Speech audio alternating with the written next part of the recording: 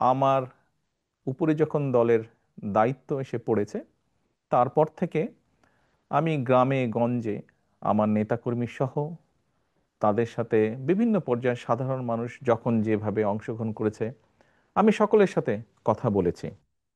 2 দশকের মধ্যে প্রথমবারের মতো গণমাধ্যমে সাক্ষাৎকার দিয়েছেন বিএনপির ভারপ্রাপ্ত চেয়ারম্যান তারেক রহমান। জানিয়ে সোশ্যাল মিডিয়ায় ব্যাপক প্রশংসিত হয়েছেন তিনি।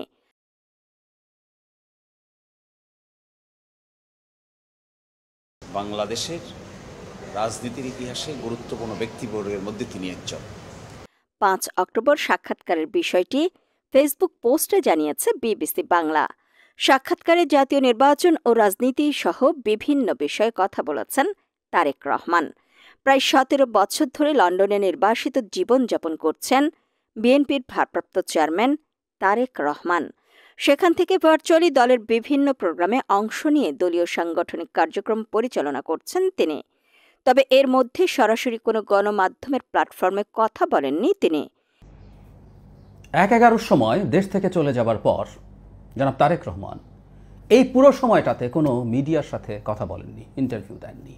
তাই তার সাক্ষাৎকারটি দলীয় নেতাকর্মী সহ দেশবাসীর কাছে আগ্রহের সৃষ্টি করেছে। এই সাক্ষাৎকারের মাধ্যমে দীর্ঘ সময়ে কেন গণমাধ্যমের সাক্ষাৎকার দেননি, কবে দেশে ফিরছেন, বিবিসি বাংলার এমন নানা প্রশ্নের উত্তর দিয়েছেন সাবেক রাষ্ট্রপতি জিয়াউর রহমান ও সাবেক প্রধানমন্ত্রী বেগম খালেদা জিয়ার বড় ছেলে তারেক রহমান। তারেক রহমানের এই সাক্ষাৎকার নিয়েছেন বিবিসি বাংলার সম্পাদক মীর সাব্বির ও জ্যেষ্ঠ সাংবাদিক কাদির কল্লোল। তারেক রহমানের এই সাক্ষাৎকার নিয়ে সোশ্যাল মিডিয়ায় ব্যাপক ঝড় বইছে। এত দীর্ঘ সময় গণমাধ্যমে সাক্ষাৎকার না দেওয়ার বিষয়ে তারেক রহমান বলেন, আমি যদি গণমাধ্যমে কিছু বলতে চাইতাম, হয়তো গণমাধ্যমের ইচ্ছা ছিল ছাপানোর, গণমাধ্যম সেটি ছাপাতে পারত না। বিগত স্বৈরাচারী সরকারের সময় আদালত থেকে রীতিমতো একটি আদেশ দিয়ে আমার কথা বলার অধিকারকে বন্ধ করে দেওয়া হয়েছিল। আমি যদি গণমাধ্যমে কিছু বলতে চাইতাম, হয়তো গণমাধ্যমের ইচ্ছে ছিল ছাপানোর, কিন্তু ইচ্ছে থাকলেও গণমাধ্যম সেটি ছাপাতে পারত না অথবা প্রচার করতে পারত না। দেশে ফেরা ও নির্বাচন নিয়ে তারেক রহমান জানান, ইচ্ছা থাকবে, আগ্রহ থাকবে, সেই প্রত্যাশিত নির্বাচন জনগণ চাইছে, সেই প্রত্যাশিত নির্বাচন যখন অনুষ্ঠিত হবে জনগণের সাথে, জনগণের মাঝেই থাকবে ইনশাল্লাহ। রাজনীতি যখন করি, আমি একজন রাজনৈতিক কর্মী হিসেবে নির্বাচনের সঙ্গে রাজনৈতিক দল বা রাজনৈতিক কর্মীর সম্পর্ক ওতপ্রোতভাবে জড়িত। কাজেই যেখানে জনগণের প্রত্যাশিত একটি নির্বাচন হবে, সেই নির্বাচনের সময় কেমন করে দূরে থাকব? আমার সর্বোচ্চ চেষ্টা থাকবে, ইচ্ছে থাকবে, আগ্রহ থাকবে।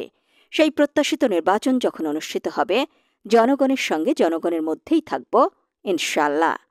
বিএনপির ভারপ্রাপ্ত চেয়ারম্যান তারেক রহমানের এই সাক্ষাৎকারের পরপরই সোশ্যাল মিডিয়ায় নানাজন নানা ধরনের মন্তব্য করেছেন এবং প্রশংসার জোয়ারে ভাসিয়ে দিয়েছেন তারেক রহমানকে। পার্বত্য চট্টগ্রাম বিষয়ক গবেষণা প্রতিষ্ঠান সেস্ট্রি রিসার্চ ফাউন্ডেশনের চেয়ারম্যান ও পার্বত্যনিউজ.com-এর সম্পাদক মেহেদী হাসান পলাশ তার ফেসবুকে তারেক রহমানের সাক্ষাৎকারের একটি অংশের ভিডিও ছেড়ে তিনি তার ফেসবুকে লিখার পর সেখানেও নানাজন নানা ধরনের মন্তব্য করতে থাকেন।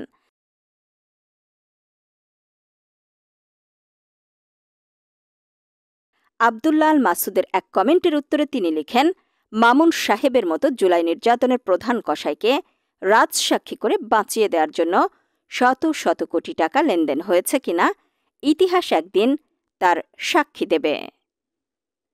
তারেক রহমানের দেয়া বিবিসির সাক্ষাৎকারের ব্যাপারে যা বললেন শিশির মনির। ফলে তিনি যে কথা বলবেন, যে স্পিরিট শো করবেন, এটা will be lesson to the nation. In my view, উনি যে গার্ডেড কথা বলেছেন, এটা আমি খুব পছন্দ করেছি। ইলোরা জামান নামে একজন লিখেছেন, বিবিসির সাথে তারেক রহমানের ইন্টারভিউটি দেখলাম, দেখে মনে হলো মিডিয়া ফেস করতে না দেওয়াটা তার জন্য বরং আশীর্বাদ হয়ে উঠেছে। ক্যামেরার সামনে কথা বলতে গিয়ে এদেশের রাজনীতিবিদরা যেমন মিথ্যায় এবং বাগাড়ম্বরে অভ্যস্ত হয়ে যান, সেটি থেকে তাকে মুক্ত মনে হলো। কোনো পলিশড ফলসুড নেই, অতিরঞ্জন নেই, অবাস্তব প্রমিস নেই, কর্তৃত্ববাদী ভাষা নেই, কৃত্রিম মুখস্থ করা আরোপিত ভান বা রেটরিক নেই, বরং জেনুইন, মেথডিক্যাল এবং এক ধরনের স্বচ্ছতা, সততার ছাপ পরিলক্ষিত হয়েছে। তারেক রহমানের গঠনমূলক সমালোচনা করার আহ্বান জানিয়ে জাহিদুর রহমান বলেন, সেখানে তারেক রহমান বাংলাদেশের ডিফ্যাক্টো সরকারের ডিফ্যাক্টো লিডার এবং বিএনপিরও ডিফ্যাক্টো লিডার অনেক দিন থেকে। সো তাকে আমাদের আসলে অবজার্ভ করতে হবে। আমরা যেই দল করি না, কারণ বিএনপিও যারা করেন না তারাও, আমি বিএনপি করি না। বিবিসিতে দেয়া বিএনপির ভারপ্রাপ্ত চেয়ারম্যান তারেক রহমানের সাক্ষাৎকারের পর এভাবেই সোশ্যাল মিডিয়ায় তাকে নিয়ে প্রশংসার ঝড় বয়ে যায়।